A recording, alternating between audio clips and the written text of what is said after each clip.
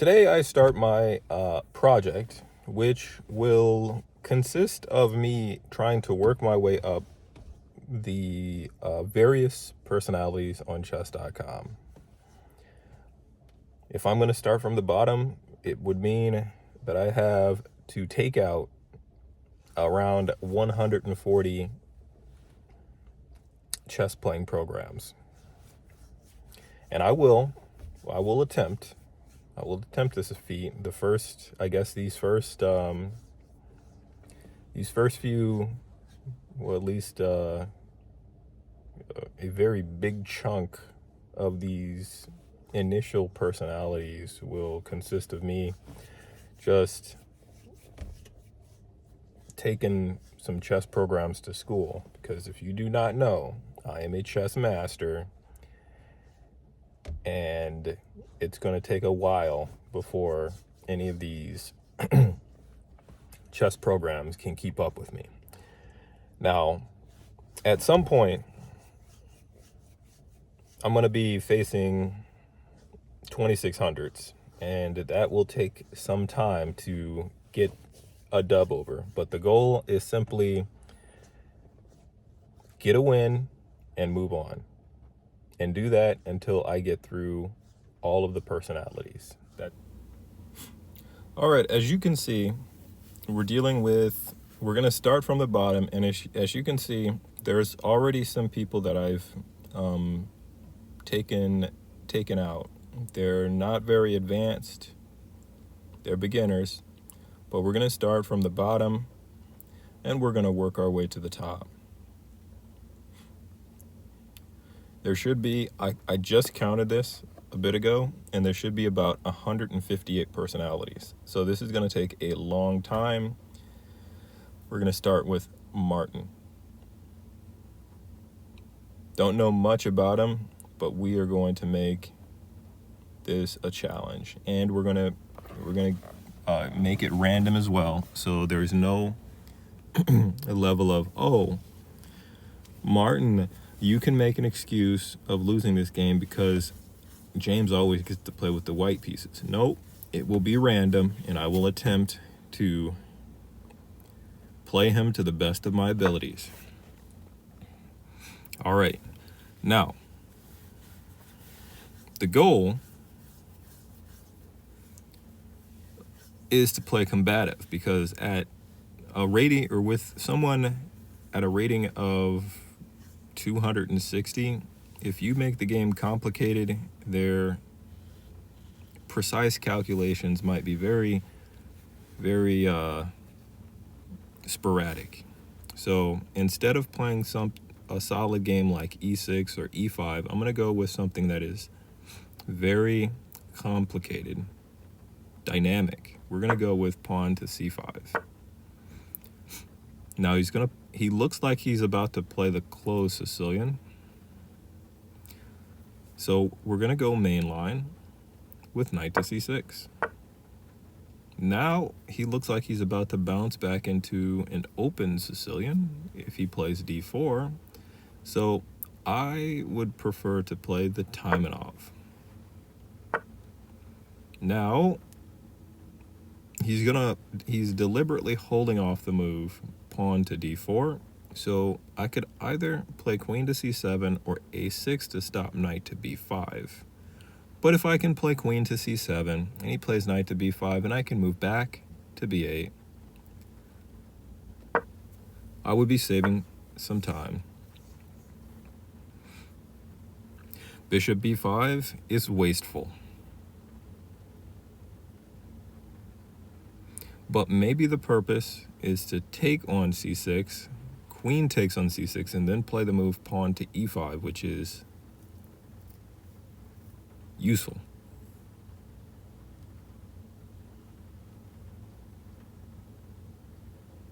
How do we stop it?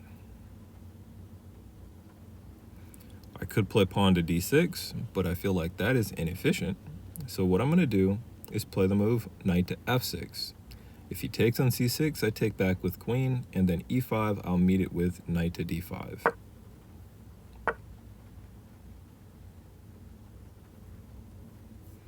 That is a big mistake, sir. Even though it looks complicated, I think he's made a mistake. I can simply take the material and take the material yet again. Now we just need to hope, we needed to hope that he didn't attack on the e-file, but bringing his bishop back to e2 instead of taking on c6 is quite wasteful. So I need to move my bishop to prepare castling.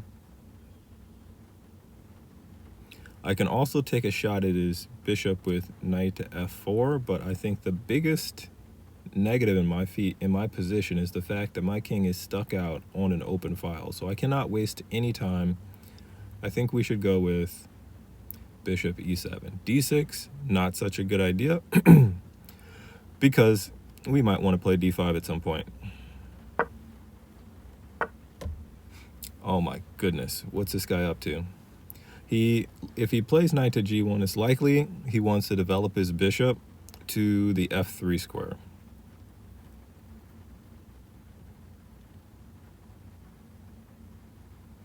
Which is not a big problem. I would like to move this knight back to f6 when he does so, and then follow with pawn to d5. So I think ignoring it and making improvement is the best way to go. c4 makes the d2 pawn extremely weak.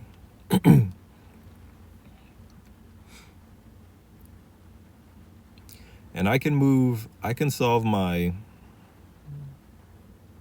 knight issue very productive with a move like knight to f4.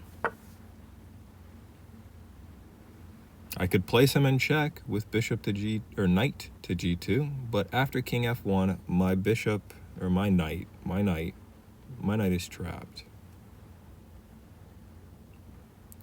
So I have a choice. If I take his bishop, I improve his queen or his knight. So I think deductive reasoning suggests that we fall back to the e6 square so that we can redeploy our knight on the d4 outpost.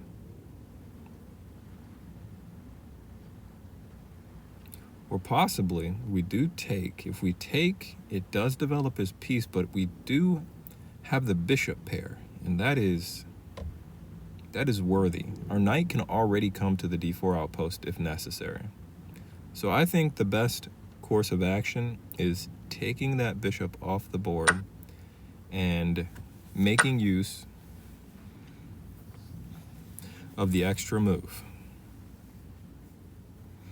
Now, if we were trying to punish him, what we would like to do is find the move or a move that prevents or discourages him from castling.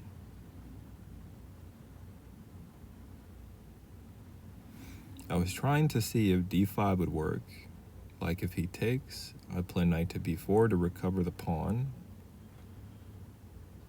but also aim to come to the d3 square, but he would probably castle and I would recover the pawn. Doesn't seem very productive.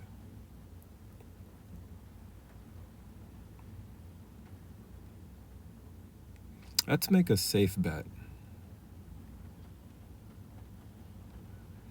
If I go with d6 and he decides to play pawn to d4, then I would trade. We would trade. His queen would be on that square. I don't want his queen.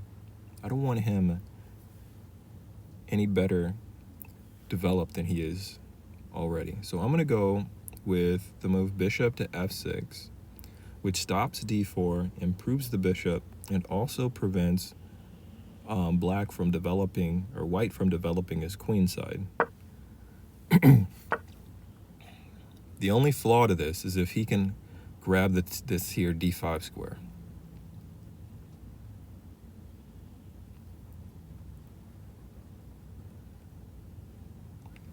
All right, let's try knight to b4. There's a trick here. If he ends up playing d4 after knight to b4, we can trade a bunch of times, and then his queen will land on the d4 square and will be punished brutally with knight to c2 with the family fork. That's pawn d4, c takes, knight takes, bishop takes, queen takes, and then knight comes to c2 with check. But if none of that happens, I would expect him to play the move either pawn to g5, which would lose material, or he could play pawn to d3 to prevent knight to d3, which would allow me to play pawn to d5.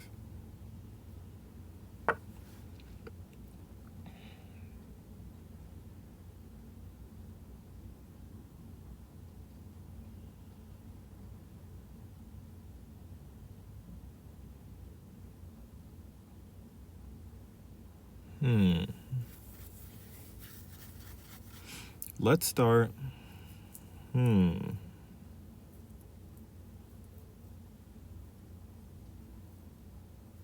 Let's start with the check first. At the very least, what I can do, what will happen, I will pick off the g2 or the b2 pawn.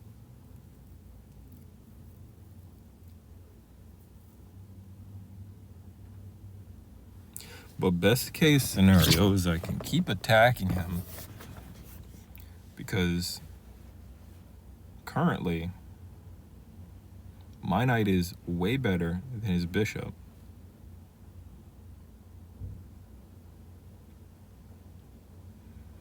I would actually hold off taking that pawn because it would just allow a lot of material to be traded off the board. And that would ease his burden.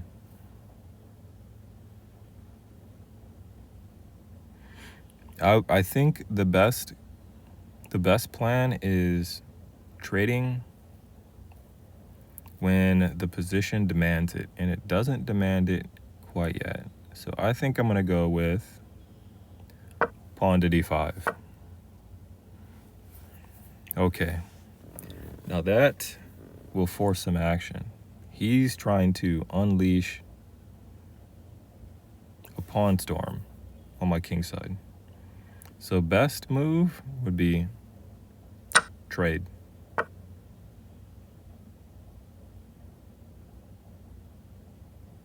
Nice move. Next best move, again, would be trade.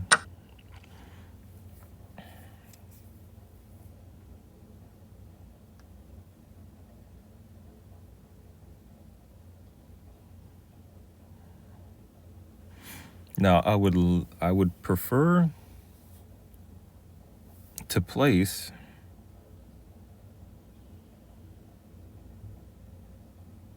a rook on the e-file, but I cannot accomplish that feat just yet. You see,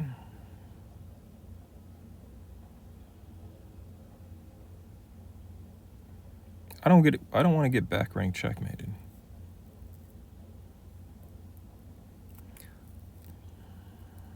So maybe the best plan is taking on c4. For all we know, he probably won't recapture it back. His position is already terrible. So I'll trade, and then I'll go queen to c6, which has the dual purpose of hitting his rook and protecting the e8 square. So I can play rook e8.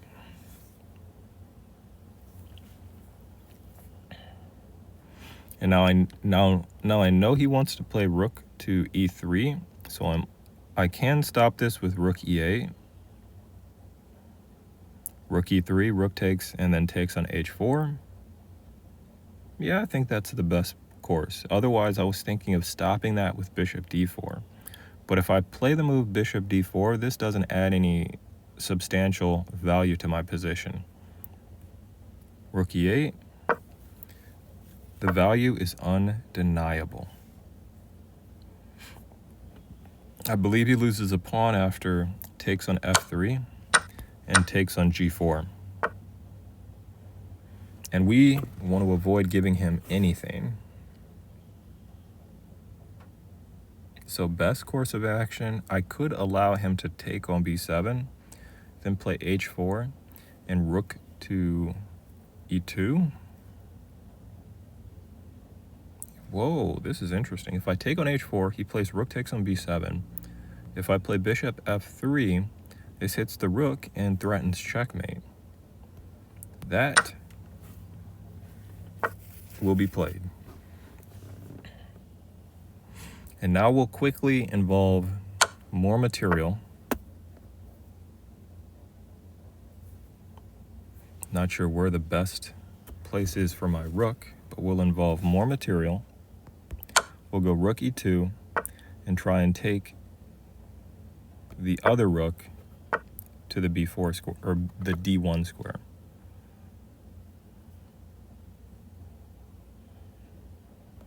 And then we'll go with rook d4, hitting bishop. Trades are good for him.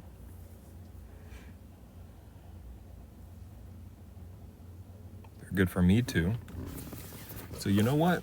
We're gonna play it simple. We'll trade off the bishop. You're not gonna get checkmated, but we're gonna start pushing our majority. We can actually take a pawn if necessary, which might be better actually. So we're just gonna remove a pawn first, and then we're gonna push the majority. I think that was a mistake. That should be met with bishop f3. And now the game ends. We take on c1, he goes to h2. We take on g2, he goes to h3. We play rook h1, checkmate. Note, I probably would have been a little more patient with this game, except I have to go to the restroom, and my patience has worn thin. I'll take out more of these chess programs in the coming days, because all I have is time. And slowly we'll work our way to 2600. That's the plan. One down, 157 more to go.